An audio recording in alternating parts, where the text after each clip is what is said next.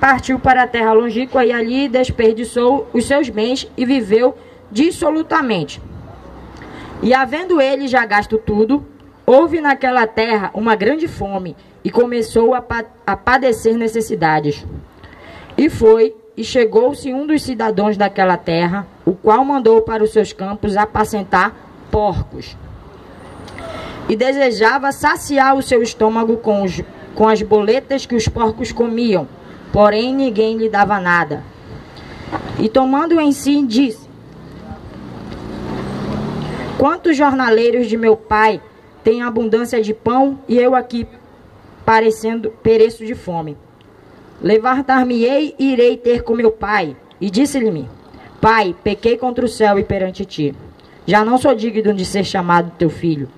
Fazei-me como um dos teus jornaleiros. E levantando-se, foi para o pai. Quando ainda estava longe, viu o seu pai e se moveu de íntima compaixão, e correndo lançou-lhes ao pescoço e o beijou.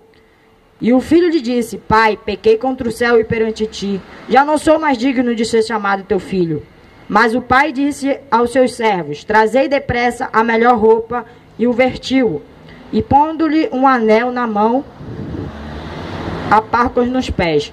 E trazei o bezerro cevado, e matai-o então. Comamos e alegramo-nos, porque este é o meu filho, que estava morto e reviveu. Tinha perdido e fui achado, e começaram a se alegrar. Bom, quando Deus, ele contou essa parábola do filho pródigo,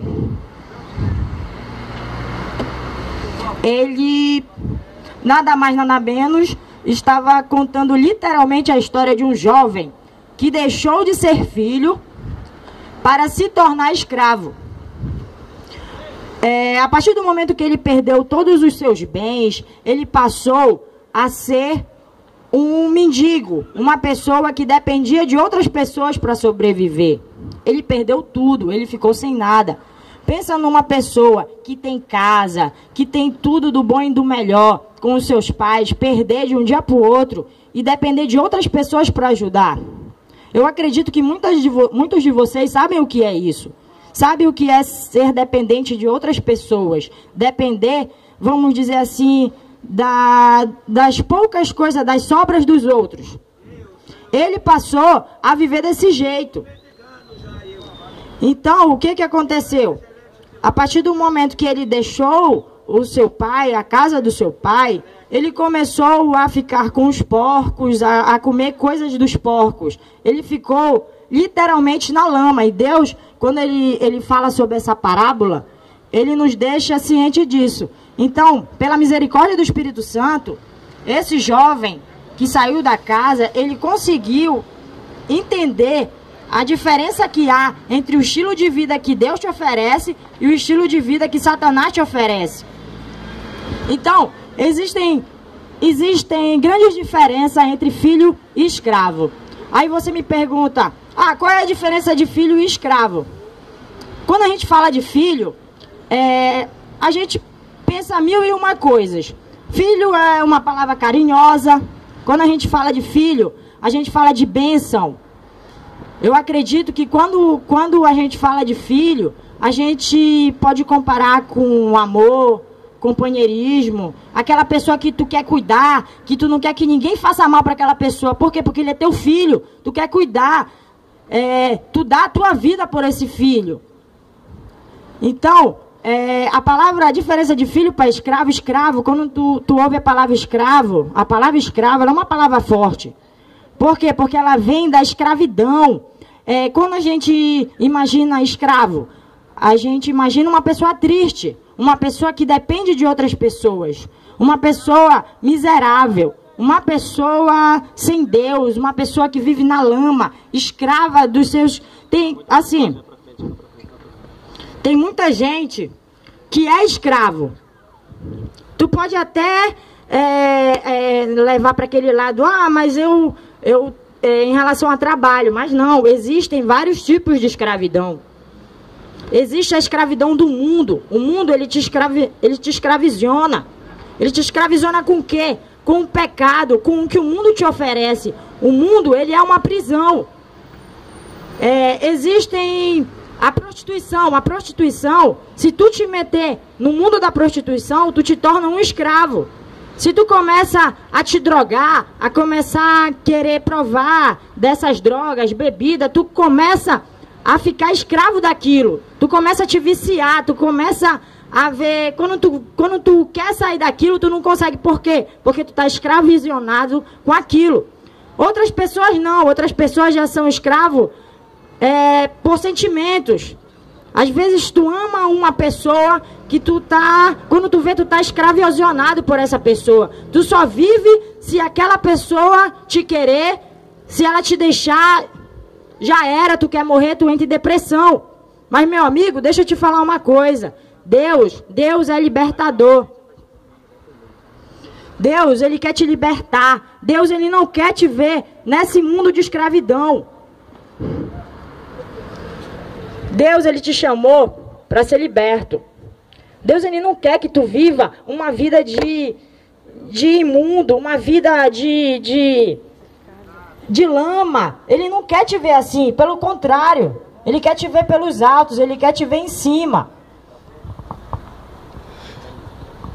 Então, eu vou falar para vocês aqui, ó, as diferenças, como eu falei para você, entre filho e escravo.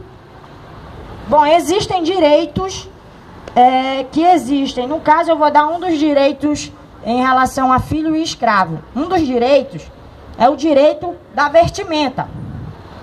Bom, aqui, ó, o filho, ele se vestia do melhor que o pai o concedia. Jesus, ele quer te vestir com as vestes do sangue do Cordeiro. Satanás não.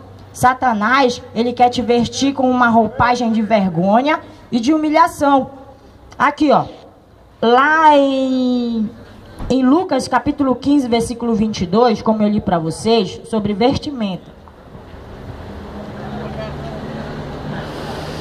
Ó, mas o pai disse aos seus servos: trazei depressa a melhor roupa, e o vestiu-o.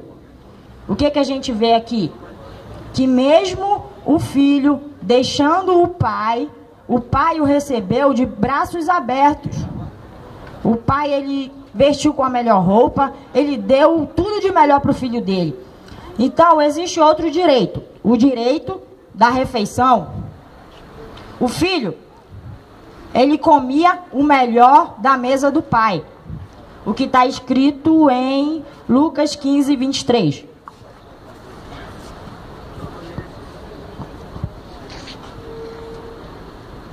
Aqui, ó. E trazei o bezerro cevado e matai-o. Então comemos e nos alegremos. Bom, então o escravo, ele comia o resto das sobras. E é isso que o diabo quer fazer com você. Ele quer que você coma o resto das sobras. Ele quer que você fique com o resto. E o que é o resto? Ele quer te dar o resto do resto. Ele quer te dar droga, ele quer te dar prostituição, ele quer te dar tudo aquilo que te afasta da presença de Deus. E Deus não, Deus quer te alimentar com a sua palavra, com o maná que vem do céu. Bom, vamos lá, agora eu vou falar sobre o direito. O direito do domínio próprio. Quando a gente fala de domínio próprio, a gente fala sobre vontade, sobre liberdade. Bom, Cristo, Ele quer que nós sejamos livres na sua presença. Deus, ó, o Filho tem domínio próprio. Assim, Deus, Ele te deu liberdade. Ele te deu, como é que eu posso dizer? Ele te deu o direito de tomar suas próprias decisões.